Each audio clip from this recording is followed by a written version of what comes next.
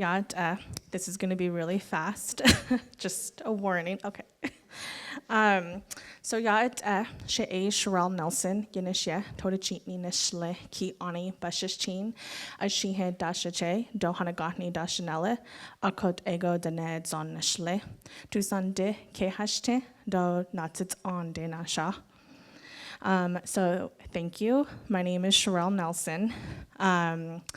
I am from the Bitterwater clan, born for the Towering House clan. My grandfather is of the Salt clan, and my other grandfather is of the One Who Walks Around clan. This is how I am a woman of the Navajo Nation. I am from Tucson, Arizona. I live in Tucson, Arizona, and I'm from Navajo Mountain, Arizona. I am a first-year PhD student in the Health Behavior Health Promotion Program in the Public Health Department here at the University of Arizona. I am also a recipient of the College of Public Health Community Advisory Board Scholarship. So I don't have enough time to discuss the complexities of my story, but before I share a little bit about myself, I do want to acknowledge that a lot of my experiences are related to systemic and structural violences that my community and family has had to endure in the past and in the present. I also want to acknowledge the resilience and strength of my community and my family. So growing up, I lived on and off the Navajo reservation. My parents and family members struggled with substance addiction, and that led me to having a lot of adverse childhood experiences. For example, that includes different types of abuse, including experiencing homelessness. Being a first-generation student from a low-income family as an Indigenous woman has had many challenges, but I am grateful for the people I have met along the way and the community around me. I received my bachelor's and master's degree in anthropology from NAU with a focus on medical anthropology. I graduated during the pandemic.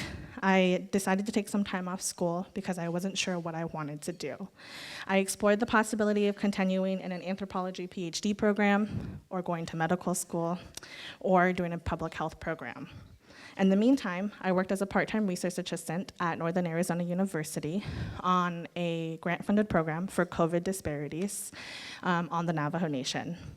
And then I also worked as part-time faculty at the Coconino Community College, teaching Introduction to Cultural Anthropology and Introduction to Physical Anthropology.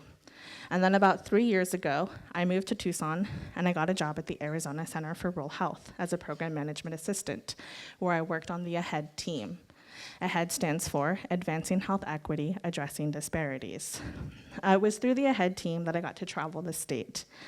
I got to talk with different partners and stakeholders, doing outreach and working in rural communities. And it was in this position that I realized that I wanted to work in public health. It was through this job I also got to learn more about U of A, and I was impressed with the faculty and their dedication to communities around Arizona.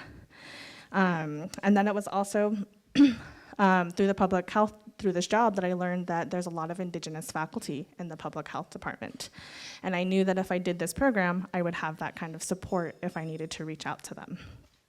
I also want to mention that for my master's thesis, I focused on looking at substance use around my community, so the Western Agency of the Navajo Nation.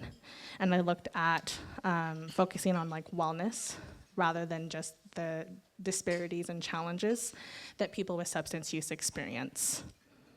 So that was also, and then of course my background is also kind of all of what has led me to make the decision to do the public health program here at U of A. So, sorry. The Community Advisory Board Scholarship helps support my tuition from school and other school-related expenses. The scholarship gives wonderful support so I can focus on balancing my school with my job.